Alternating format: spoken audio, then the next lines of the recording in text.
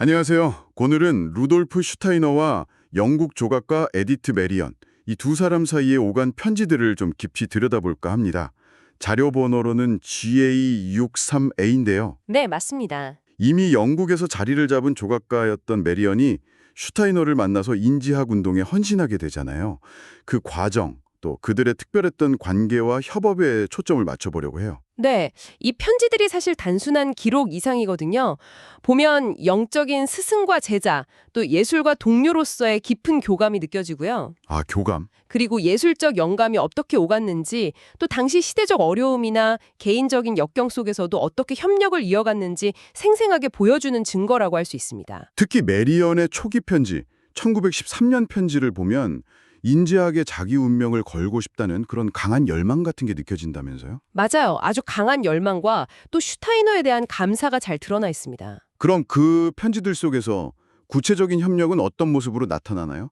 괴테하눔 건축 이야기가 자주 나온다고 들었는데요. 네, 그렇죠. 스위스 도르나흐에 있는 그 괴테하눔 건축, 특히 그 중앙에 들어가는 거대한 조각 그룹 작업배에 대한 논의가 편지에 많이 나와요. 네. 근데 여기서 흥미로운 게 슈타이너가 메리언의 예술가적 재능은 물론이고 뭐랄까 의외로 실용적인 감각을 굉장히 높이 평가했다는 점이에요. 실용적인 감각이요?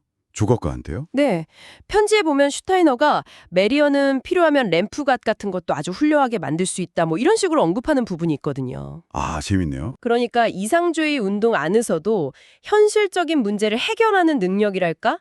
그런 게 중요하게 여겨졌다는 걸 보여주죠. 예술적인 비전하고 또 현실 감각의 조화? 뭐 그런 거죠. 하긴 이상만 가지고는 건물을 지을 수는 없으니까요. 그럼 그 오일 틈이 피규어 있잖아요. 슈타이너가 만든 동작 예술을 형상화한 거요. 그건 어떻게 만들어진 거예요? 아, 그것도 메리언 아이디어에서 시작됐어요. 메리언이 먼저 오이리트미 동작을 조각적인 형태로 만들어보면 어떨까 이런 아이디어를 낸 거죠. 네. 슈타이너가 그 아이디어를 아주 좋게 받아들여서 구체적인 지침이나 스케치를 제공했고요. 그 결과로 이제 우리가 아는 그 합판으로 자르고 색칠한 형태의 피규어가 된 겁니다. 아하. 영적인 영감이 예술가의 제안을 만나서 구체적인 형태로 딱 발전한 사례군요. 그렇죠. 상호작용이 아주 잘 드러나는 부분이죠. 근데 뭐 모든 협업이 그렇듯 항상 좋기만 하진 않았을 것 같아요. 편지에 어려움 같은 것도 좀 드러나나요? 그럼요. 여러 가지가 보이는데 예를 들면 슈타이너 저서를 영어로 번역하는 문제가 있었어요. 번역 문제요? 네, 메리언의 번역 스타일하고 다른 번역가들의 접견 방식 사이에 좀 미묘한 긴장감 같은 게 있었던 것 같아요. 원문의 깊이를 잘 살리면서도 자연스러운 영어 표현을 찾는 고민이랄까. 음, 때로는 메리언 번역이 너무 자유로운 거 아니냐? 뭐 이런 우려도 좀 있었고요. 그런 언어적인 문제 외에 개인적인 어려움은 없었나요? 당연히 있었죠. 메리언이 편지에서 자기 건강 문제, 특히 심장이 좀 약해진 것에 대해서 솔직하게 이야기해요. 그리고 그것 때문에 외로움을 느낀다는 말도 하고요. 아, 많이 힘들었겠네요. 네. 그럼에도 불구하고 작업을 계속하려는 그 의지가 보여서 그게 참 인상적입니다. 그런 상황에서 슈타이너는 좀 어떻게 도와줬나요? 옆에서 지지해 줬을 것 같은데요? 네, 슈타이너가 메리언이 아플 때 자주 찾아갔다고 해요. 가서 신문도 읽어주고 아니면 뭐 강연 내용이나 인지학회 소식 같은 거 전해주면서 좀 유머러스하게 고통을 잊게 해주려고 노력했다는 거죠. 인간적인 면모네요. 심지어 뭐 재미있는 시나 그림을 그려주기도 했다고 하고요.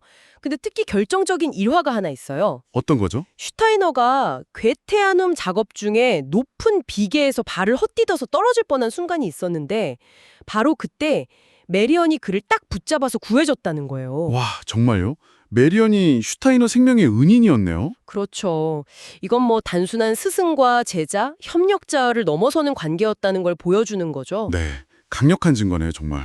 슈타이너 자신도 나중에 인지학회 전체가 그녀에게 감사해야 할 일이다 이렇게 회고할 정도였으니까 그 순간이 얼마나 중요했는지 알 수 있죠. 그렇군요. 뭐 이런 개인적인 유대 외에도 편지를 보면 슈타이너의 그 바쁜 강연 일정이라든지 아니면 인지학 운동 내부에서의 어떤 의견 차이, 또 외부로부터의 비판 같은 그런 어려움들도 좀 간접적으로 느껴지긴 합니다. 그런 여러 압박 속에서도 메리온은 계속 헌신을 이어갔군요. 네, 결국 오랜 투병 끝에 1924년 5월 2일에 세상을 떠나게 되는데요. 아, 슈타이너가 추도사에서 메리언의 그 조용하면서도 아주 헌신적인 작업 태도, 그리고 예술가로서 자기 자신을 내세우기보다는 인지학이라는 더 큰 흐름, 새로운 예술적인 충동에 기여하고자 했던 그 마음을 기렸습니다.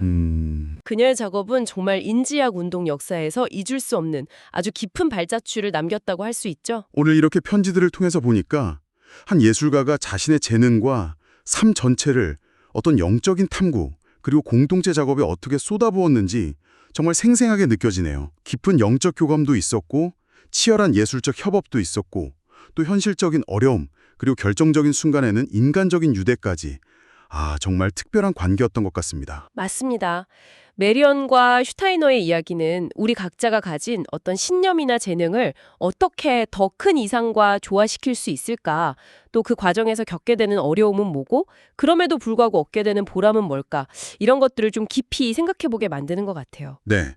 그래서 마지막으로 당신에게 이런 질문을 한번 던져보고 싶어요. 개인적인 고통이나 어려움 속에서도 이렇게 강렬하게 자신을 던지는 헌신이라는 것이 과연 한 개인의 삶과 또 그가 속한 공동체에 궁극적으로는 어떤 영향을 미치게 될까요? 그리고 자신의 예술적인 의지, 그 표현 욕구를 더 큰 어떤 영적인 흐름에 온전히 통합한다는 것은 과연 무엇을 의미하는 걸까요?